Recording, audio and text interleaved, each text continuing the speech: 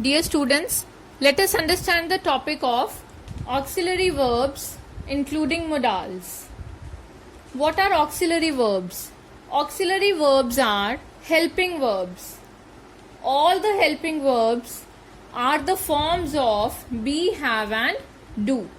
So different forms of be are is, am, are, was, were.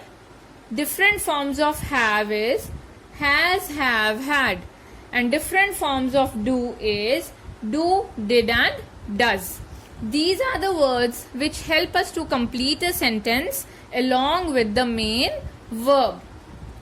Coming to modals, modals are the words in English which help us to make requests, suggestions, commands, instructions, permissions and possibilities. We will understand this with the help of examples. Students, can and could are the modals. Let us see what function do they serve in English language. Can and could both shows ability to do something. Like when you are able to do something, you use can and could. The difference is can is used to show the ability in the present tense, whereas could is used to show the ability in the past tense. Let's understand this with the help of examples. First example is I can swim. This is your ability that you can swim. You are able to swim, so you are using can. The sentence is of present tense. That is why we are using can. Second example, I can meet you tomorrow. Do not confuse yourself by the word tomorrow. Ma'am, this is a sentence of future. No, this sentence is said today only. This is of present tense. I can meet you tomorrow. The sentence is of present tense. By the word tomorrow, do not confuse yourself. Okay, ma'am, this is future. No. I can meet you tomorrow. This is present tense, so we are using can. And yes, I am able to meet you tomorrow. I am free tomorrow, so I can meet you. Ability is being shown here, so I am using can. I could speak French when I was in school. Now, when I was in school, जब मैं school में था. This is past tense. So we are not using can, we are using could. Could is used to show abilities which are related to our past. Now I am not able to speak French. Earlier when I was in school, I was able to speak French. So that is why it is past tense.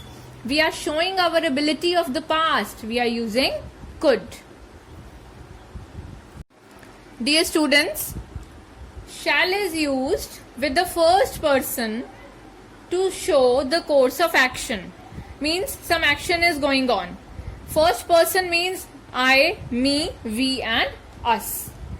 Shall is used with the second and third person whenever we are giving a command.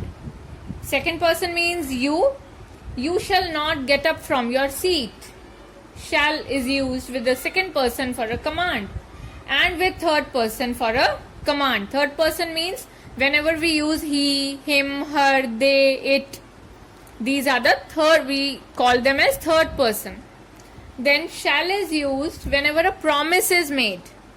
Like, you shall have cheese and macaroni for the dinner today. For determination, we use shall. Determination sentence, for example,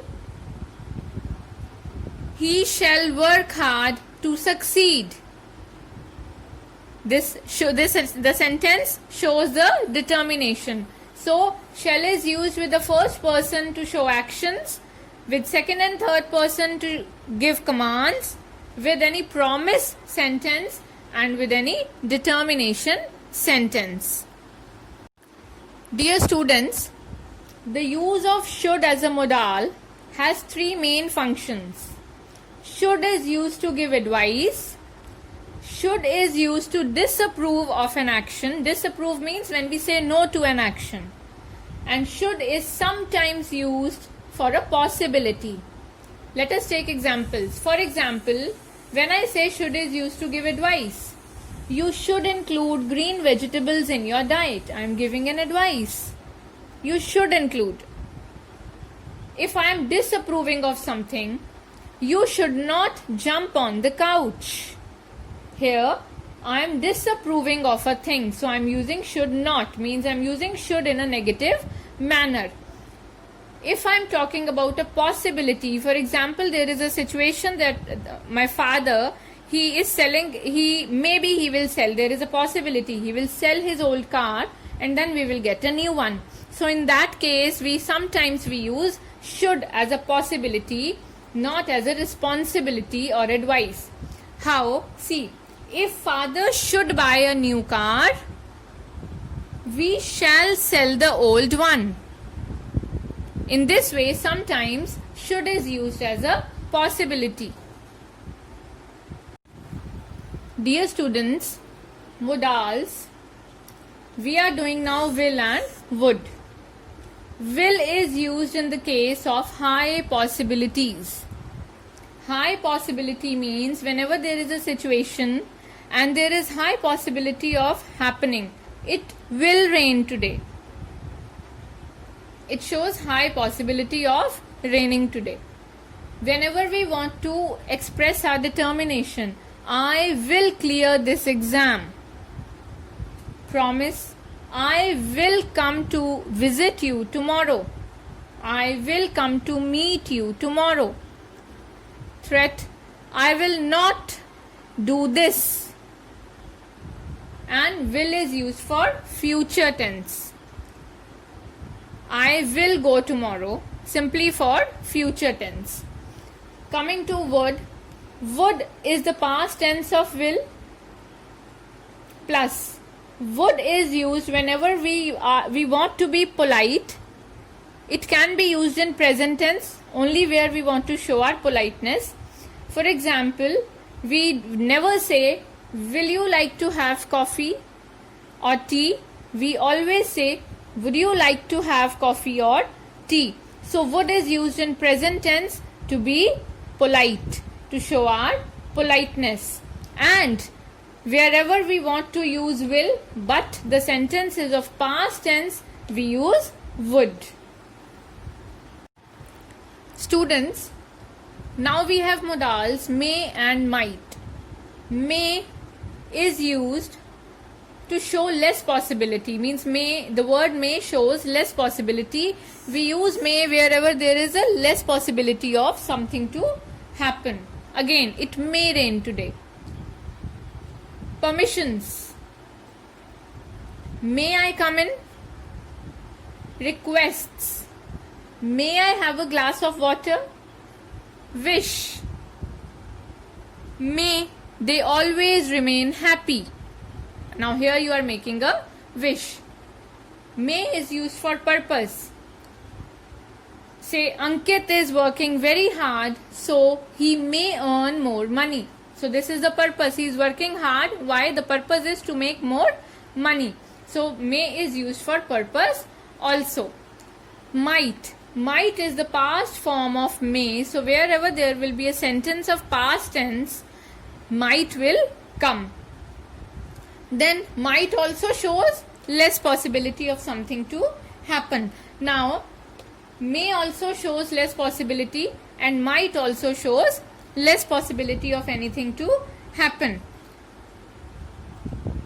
If I say mother dash treat us to an ice cream today, here we can use might. Mother might give us a treat of ice cream, might. So there is a very less possibility she might.